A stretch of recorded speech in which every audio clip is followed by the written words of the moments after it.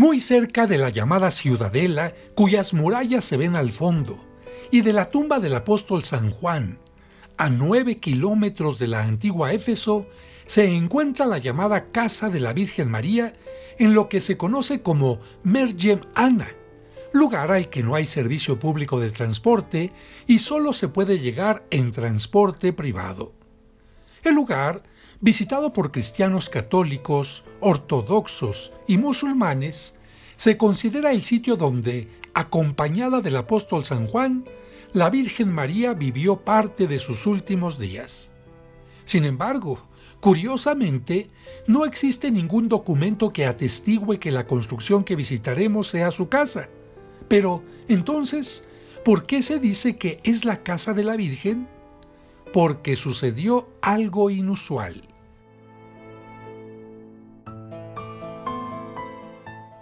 Y mientras nos acercamos al lugar, te comento que en 1812, Anna Katharina Emmerich, una monja alemana, despertó un día con estigmas y aseguró haber tenido visiones en las que observó claramente a San Juan y a la Virgen María viajando desde Jerusalén hasta Éfeso.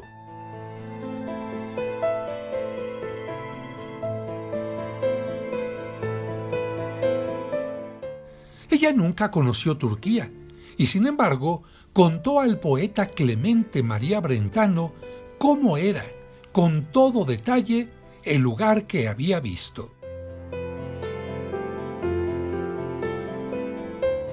Los escritos fueron leídos por varias personas y el 29 de julio de 1891, la religiosa francesa Sor Marie, acompañada de 2 sacerdotes que trabajaban junto con ella en un hospital de Esmirna y de su misma comunidad, se dirigieron a explorar la zona que estaba a solo 75 kilómetros de su hospital.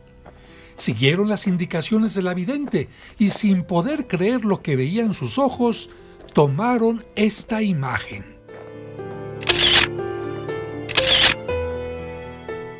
Sí, eran los restos de la casa, sin techo, mencionada por la vidente, y para su sorpresa, en ella se encontraba una estatua muy deteriorada de la Virgen.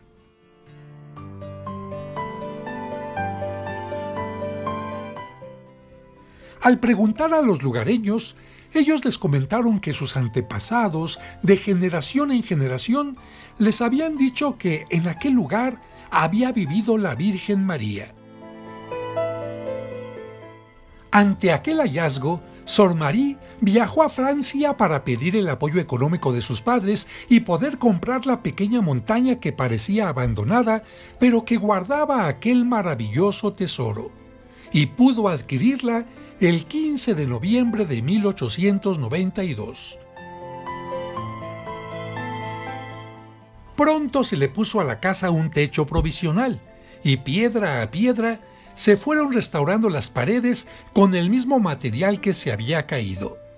La noticia del hallazgo se extendió, y aunque no había un camino para llegar a lo alto de la montaña, al año siguiente comenzaron las peregrinaciones que exigieron colocar unas sencillas bancas de madera en el interior. Pocos meses después, así se veía la parte externa.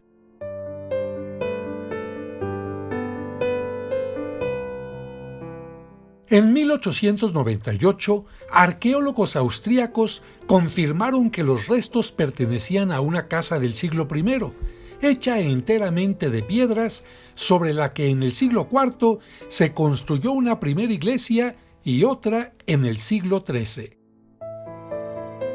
Esta planta nos permite ver la entrada de la casa, el vestíbulo, una primera estancia con chimenea, 2 puertas que conducían a una segunda estancia con un nicho.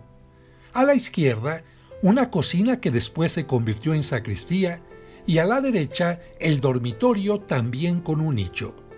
Tanto sobre la segunda estancia como en el dormitorio se colocaron ábsides para pequeños altares con imágenes.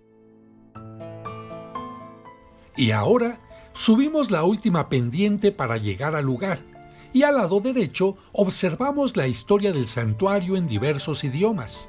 Actualmente es más fácil la llegada al sitio porque el gobierno turco construyó una carretera para facilitar la llegada de cristianos y musulmanes que también veneran a la Virgen María. En 1914, el Papa Pío X ofreció la indulgencia plenaria a los peregrinos que visiten el lugar. En 1951, Pío X la declaró como una reliquia a la que se puede peregrinar. En julio de 1967, Paulo VI fue el primer papa que lo visitó, seguido por Juan Pablo II, que llegó como peregrino en noviembre de 1979, y por Benedicto XVI en noviembre del 2006. Esta escultura que vemos antes de llegar a la casa es una réplica de la que se encuentra en el interior, la imagen de hierro fundido llamada Nuestra Señora de Panaya, que en el interior no tiene manos y tiene la nariz rota. Y es que en 1896 se encontraba sobre un pedestal a la entrada de la explanada, pero durante la Guerra Mundial desapareció, hasta que en 1931 unos soldados la encontraron en un barranco en su actual estado y se decidió dejarla así como recuerdo de la guerra. En la parte exterior izquierda hay una estructura metálica blanca que permite la celebración de la misa para grandes grupos, ya que el interior de la casa de la Virgen es muy pequeño. También, un poco más adelante, en el área que habitan los religiosos que cuidan el santuario, hay otra capilla para grupos que veremos después porque ya estamos llegando al lugar.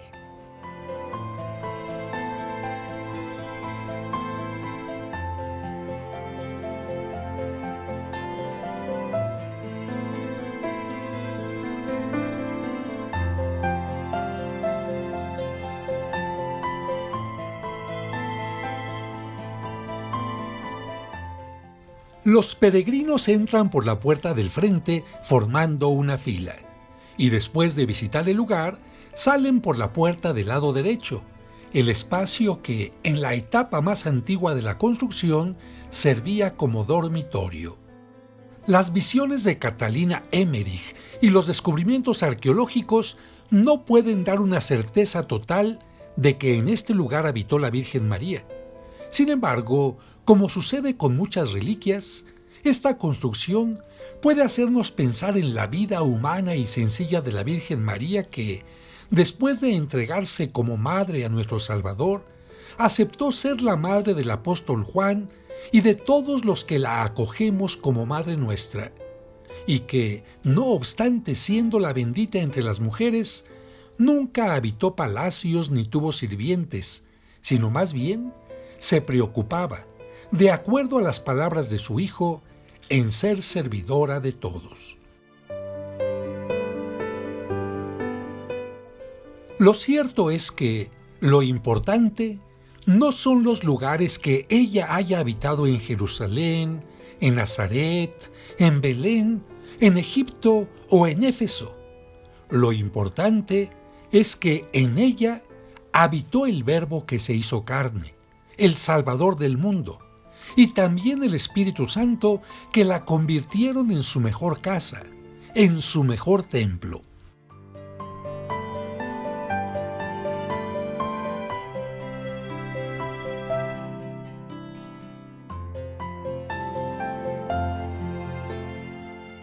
Y ahora vamos a ingresar al lugar que une a cristianos y musulmanes y que muestra en el interior una imagen sin manos, víctima de la maldad humana, y que parece decirnos sin palabras: todos los discípulos debemos ser las manos de Cristo y de María.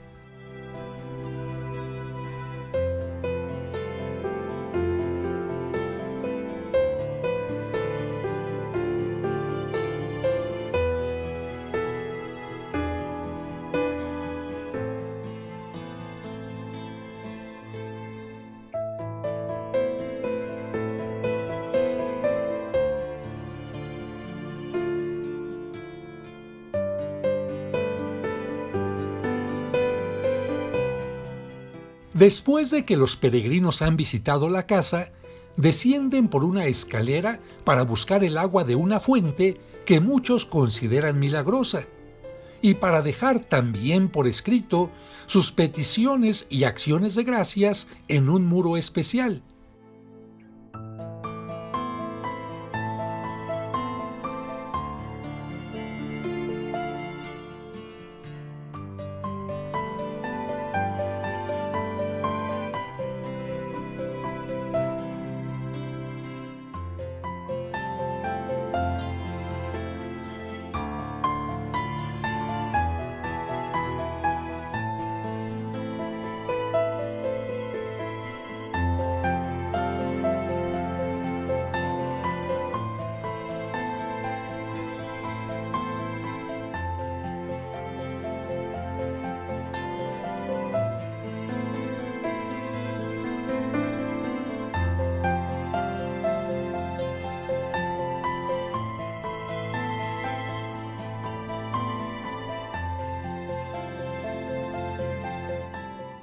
Solo cada uno de los fieles sabe lo que pide y lo que agradece.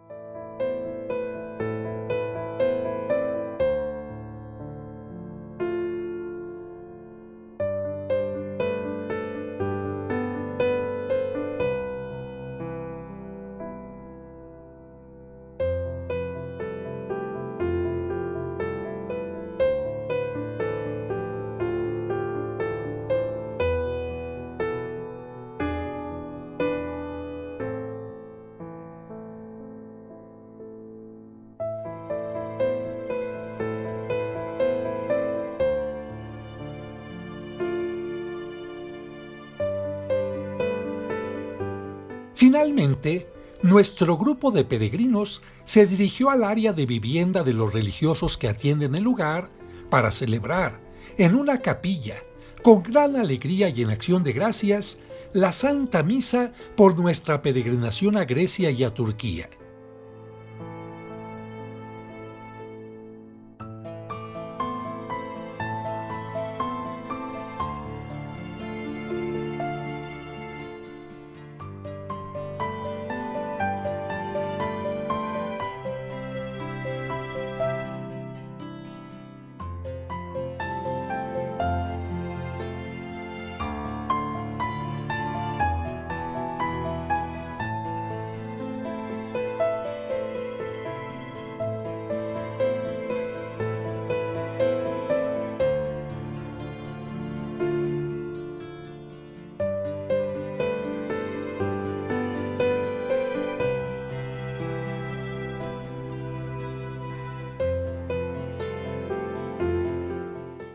Y así nos despedimos de la llamada Mergem Anna, la casa de la Virgen María en Éfeso.